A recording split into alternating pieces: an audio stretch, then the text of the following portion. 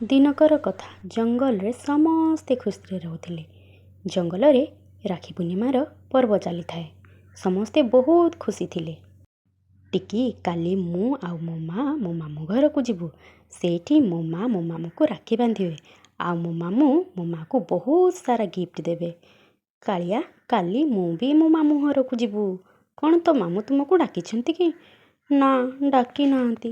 ହେଲେ ମାମା କହୁଥିଲେ ଏଥର ନ ଡାକିଲେ ବି ଆମେ ଯିବୁ। ରାତିରେ ଟିକି ମା ପାଖରେ ଶୋଇଥିଲା ଆଉ ତା ଭଉଣୀ ଆଉ ଗୋଟେ ବସାରେ। ମାମା, ଆମ ମାମୁଁ ବି ଆମକୁ କାଲି ଗିଫ୍ଟ ଦେବେ କି? କାଳିଆ କହୁଥିଲା ତା ମାମୁଁ ବହୁତ ସାରା ଗିଫ୍ଟ ଦିଅନ୍ତି।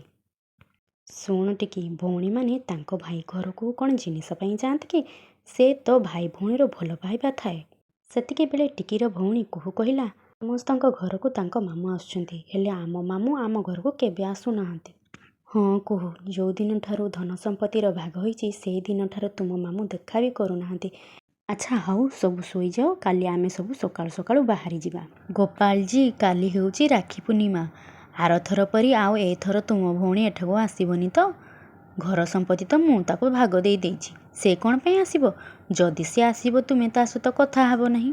କଥା ନହେଲେ ସେ ଆପେ ଆପେ ଯିବ ଭାରି। ହଁ, ମୁଁ ଜାଣିଛି ମୁଁ କ'ଣ କରିବି। ତୁମେ କିଛି କହିବା ଦରକାର ନାହିଁ। ଯାହା କରିବି ସବୁ ମୁଁ ହିଁ କରିବି।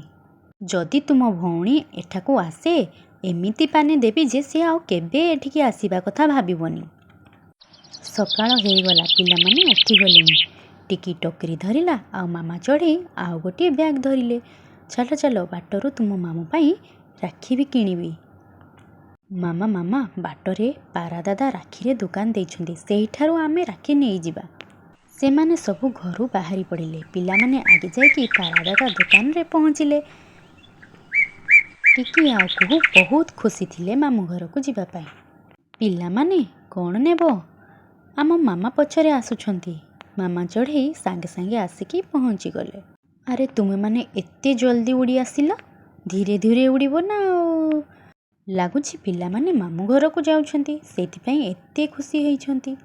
ହଁ ପାରା ଭାଇ, ହଁ, ଏଇ ରାକ୍ଷୀଟା ଦେଇଦିଅ। ଲମ୍ବା ଥିବା ଦରକାର। ଏଥର ସୁନ୍ଦରୀକାଉ ବି ତା ଘରକୁ ଯାଇଛି। ଆରଥର ତା ଭାଇମାନେ ଏଠିକି ଆସିଥିଲେ। କଥା ହଉ ହଉ ପାରାଦାଦା ଟିକି ମାମା ଚଢ଼େଇକୁ ରାକ୍ଷୀ ଦେଲେ। ମାମା ଚଢ଼େଇ ପଇସା ଦେଇକି ସବୁ ଉଡ଼ିଗଲେ। ରାସ୍ତାରେ ଲୁଗା ଦୋକାନ ଥିଲା, ସେମାନେ ସବୁ ସେଇଠି ରହିଗଲେ। ମାମା, ତୁମେ ଏଠାକୁ କ'ଣ ପାଇଁ ଆସିଛ? କ'ଣ କିଣିବ କି? କୁହୁ, ମୁଁ ଭାବୁଛି ତୁମ ପାଇଁ ଗୋଟିଏ ଶାଢ଼ୀ ନେଇଯିବି। ସେ ଦେଖିକି ବହୁତ ଖୁସି ହେଇଯିବେ। ମାମା, କିନ୍ତୁ ମାଇଁ କେବେ ବି ଖୁସି ହୁଅନ୍ତି ନାହିଁ। ଆରଥର ମାଇଁ ମୋତେ ବହୁତ ଗାଳି କରିଥିଲେ। ମୋତେ ଆଜି ଯାଏ ସବୁ ମନେ ଅଛି। ମାମା ଚଢ଼େଇ ଶାଢ଼ୀ କିଣି ସେମାନେ ସବୁ ପୁଣି ଉଡ଼ିଗଲେ। ଆଜି ମୁଁ ବହୁତ ଭଲ ରୋଷେଇ କରିଛି, ତୁମେ ଜଲ୍ଦି ଆସିବ। କିନ୍ତୁ ମାହି, ତତେ ଦେବା ପାଇଁ ମୋ ପାଖରେ କିଛି ବି ନାହିଁ। ଭାଇ, ପୁଣି ସେଇ କଥା। ମୋର କିଛି ବି ଦରକାର ନାହିଁ, ବାସ୍ ତୁମେ ଆସିବ। ଯଦି ହେବ ମାକୁ ବି ନେଇକି ଆସିବ। ଟିକିର ମାଇଁ ତାଙ୍କ ଭାଇ ସହିତ ଫୋନରେ କଥା ହେଉଥିଲେ। ତାପରେ ସାଙ୍ଗେ ସାଙ୍ଗେ କିଏ କବାଟ ବାଡ଼େଇଲା। ଟିକିର ମାଇଁ ଗ୍ଲାସରେ ଦେଖିଲା ସେମାନେ ଆସିଛନ୍ତି। ସେମାନଙ୍କୁ ଦେଖିକି ଟିକିର ମାଇଁ ବହୁତ ରାଗିଗଲା। ଏମାନେ କ'ଣ ପାଇଁ ଆସିଛନ୍ତି? ପୁଣି ଥରେ କବାଟ ବାଡ଼େଇଲେ। ଟିକେ ରହିଯାଅ, ତୁମ ମାଇଁ କ'ଣ କାମ କରୁଥିବେ। ମାମା, କେତେବେଳୁ ତ କବାଟ ବାଡ଼େଇଲେନି, ସେ ତ ଖୋଲୁନାହାନ୍ତି। ଯଦି ମୁଁ କବାଟ ଖୋଲିଦେବି ତାହେଲେ ଏମାନେ ମୋ ସବୁ ଖାଇବା ଖାଇଦେବେ। ତାପରେ ଟିକିର ମାଇଁ ଅଧା ବାଟ ଖୋଲି କହୁଛନ୍ତି, ତୁମ ଭାଇ ନାହାନ୍ତି। ଆରେ ମାହି, କେମିତି ଅଛୁ? ଆଜି ରାକ୍ଷୀ ପୂର୍ଣ୍ଣିମା ନା, ସେଇଥିପାଇଁ ମୁଁ ପିଲାମାନଙ୍କୁ ନେଇକି ଆସିଛି। ଆର ବର୍ଷ ତୁମ ଭାଇ ପରା ତୁମକୁ ଏଠିକି ଆସିବା ପାଇଁ ମନା କରିଥିଲେ, ଭୁଲି ଯାଇଛ କି? ଯେତେବେଳେ ସମ୍ପତ୍ତି ନେଲ ସେତେବେଳେ ତ ଭାଇ କଥା ମନେ ପଡ଼ୁନଥିଲା। ମୋ ଘରକୁ କୁଣିଆ ଆସିବେ, ତୁମେ ଘରକୁ ଜଲ୍ଦି ଯାଅ ଭାରି। ଏସବୁ ଶୁଣିକି ମାମା ଚଢ଼େଇ ବହୁତ ମନ ଦୁଃଖ କରିଲା। ପିଲାମାନେ ସକାଳୁ ବହୁତ ଖୁସି ହେଇଥିଲେ। ପିଲାମାନଙ୍କ ଖୁସି ପାଇଁ ମୁଁ ଆସିଲି ଭାରି। ତାପରେ ଟିକିର ମାଇଁ କବାଟ ବନ୍ଦ କରିଦେଲେ। ଟିକିର ମାଇଁ ଭିତରକୁ ଯାଇକି କହୁଛି, ମୋ ଭାଇ ଆସିବେ, ତୁମେମାନେ ଏଠାରୁ ଯାଅ ଭାରି। ମୁଁ ଖାଇବା କରୁଛି, ମୋତେ ଡିଷ୍ଟର୍ବ କରିବ ନାହିଁ। ମାମା ଚଢ଼େଇ ମନ ଦୁଃଖ କରି ପିଲାମାନଙ୍କୁ ନେଇକି କିଛି ଦୂରରେ ଥିବା ଗୋଟେ ଗଛ ପାଖକୁ ଗଲେ। ସେଇ ଗଛର ଡାଳ ଉପରେ ବସିଲେ। ମାମା, କ'ଣ ମାଇଁ ଆମକୁ ଘରକୁ ଯିବାକୁ ଦେବେ ନାହିଁ କି?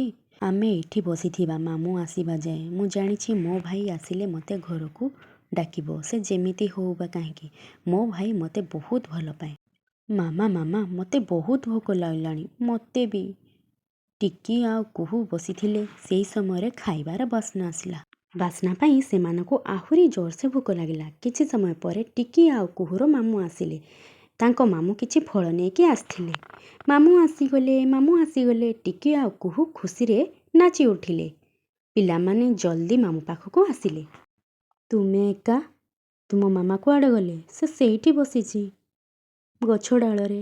ମାଇଁ ଆମକୁ ଘରକୁ ଯିବାକୁ ଦେଲେ ନାହିଁ ତ କ'ଣ ପାଇଁ? ତୁମେ ତୁମ ମାମା ପାଖକୁ ଯାଅ ଭାରି। ଏସବୁ ଶୁଣିକି ପିଲାମାନେ କାନ୍ଦିବାକୁ ଲାଗିଲେ। ସେମାନଙ୍କ ଭିତରୁ କୁହୁ ବଡ଼ ଥିଲା। ବହୁତ ହେଇଗଲା ଟିକି, ଏବେ ଆଉ ଆମେ ଆମ ମାଆର ଅପମାନ ହେବାକୁ ଦେବାନି। ତାପରେ ସେମାନଙ୍କ ମାମୁଁ ଘରକୁ ଗଲା ଭାରି ଓ ଭିତରୁ କବାଟ ଦେଇଦେଲା। ଆଉ ପିଲାମାନେ ତା ମା ପାଖକୁ ଗଲେ ଭାରି। ମାମା, ଜିନିଷ ଉଠାଅ, ଘରକୁ ଯିବା ଚାଲ। ଝିଅ, କ'ଣ କହିଲ ତ ମାମୁଁ? ମାମା, ଆଉ କେବେ ବି ଏଠିକି ଆମେ ଆସିବା ନାହିଁ। ମାମା ଚଢ଼େଇ ସବୁ ଜିନିଷ ଧରି ତାଙ୍କ ଘରକୁ ଗଲେ। ଆଉ ଘରେ ପହଞ୍ଚି ମାମା ଚଢ଼େଇ ବହୁତ କାନ୍ଦିଲେ। ମାମା, ତୁମେ କାନ୍ଦ ନାହିଁ। ଯଦି ମାମୁଁ ମାଇଁଙ୍କୁ ତୁମ କଥା ଚିନ୍ତା ନାହିଁ ତ ଆମେ କ'ଣ ପାଇଁ ତାଙ୍କ ପାଇଁ କାନ୍ଦିବା? ସେତିକିବେଳେ ତାଙ୍କ ଘରର କବାଟ କିଏ ବାଡ଼େଇବାକୁ ଲାଗିଲା।